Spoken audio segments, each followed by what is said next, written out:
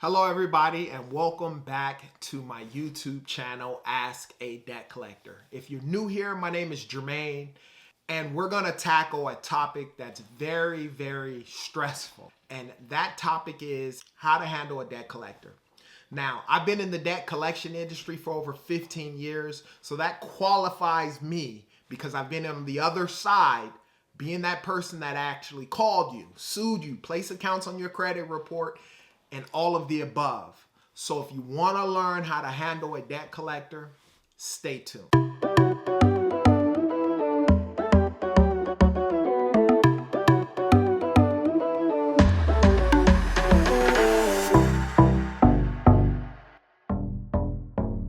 So if you haven't, be sure to like and subscribe to this YouTube channel and share this video to 2 or 3 of your friends that can actually use this information to help them on their credit journey.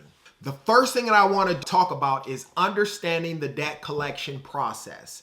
What is actually happening and why an actual debt collector is calling you or sending you a letter with regards to a debt. So debt collections is all about individual owing money that they haven't paid over a course of time. Let's use Capital One as an example. Let's say that you opened up a credit card with Capital One, $1,000 limit. You charged $1,000 and for whatever reason, unfortunately, you ended up not paying them back.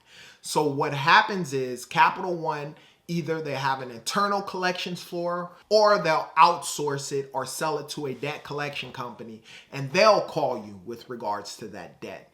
Typically 4 to 6 months from non-payment is when an account will be transferred or sent to a debt collection agency, and that's why debt collectors exist, due to defaults on loans. Now, the second thing you're gonna need to know and understand is understanding your rights. Look up FDCPA. It's the Fair Debt Collection Practice Act.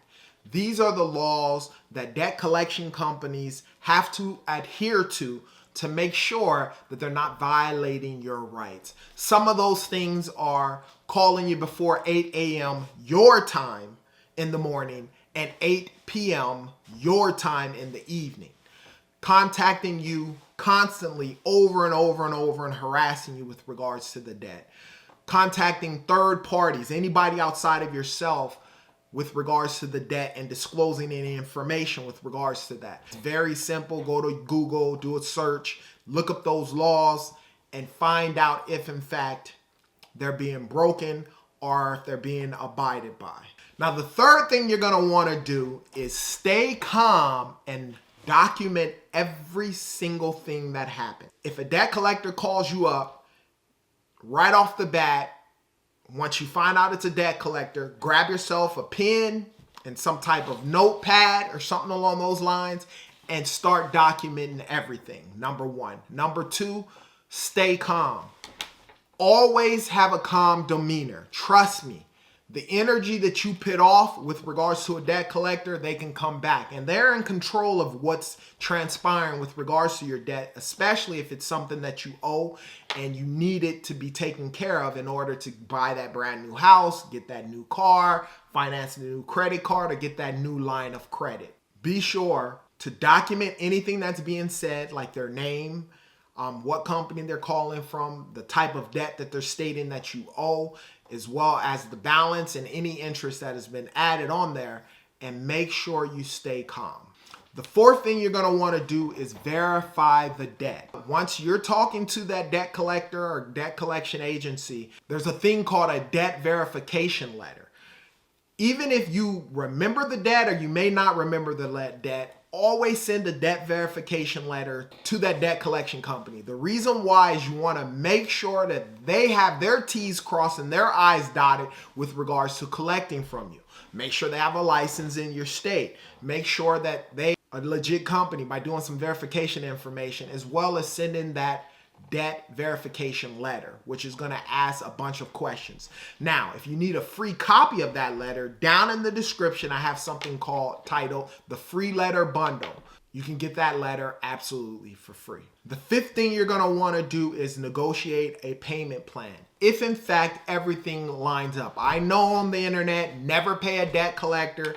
There's all this stuff with regards to that. And my answer to you with regards to paying a debt collector is that there are specific situations and circumstances which will cause you to actually have to pay them.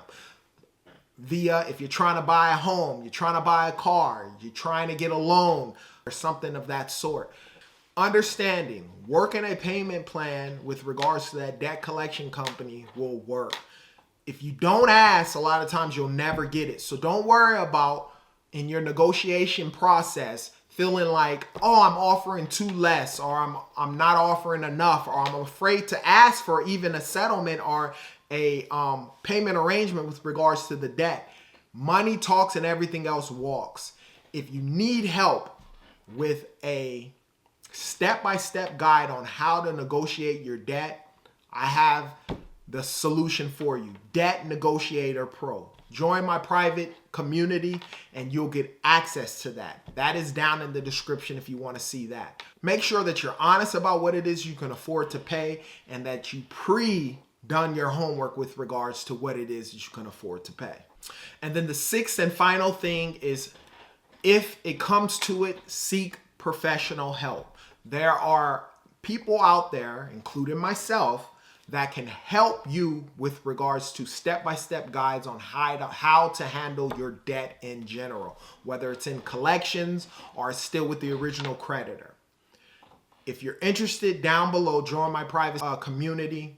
Look at the information there and you'll get that information. And so there you have it, right? Handling debt collectors don't have to be so scary. Remember, understand your rights, stay calm, and make sure you communicate clearly. If you found this video helpful, like the video, subscribe to the YouTube channel, share this video to a few other people you may know that can use this information. If you have any questions, put them down in the comment section. I promise I'll answer those questions. And as always, you be great.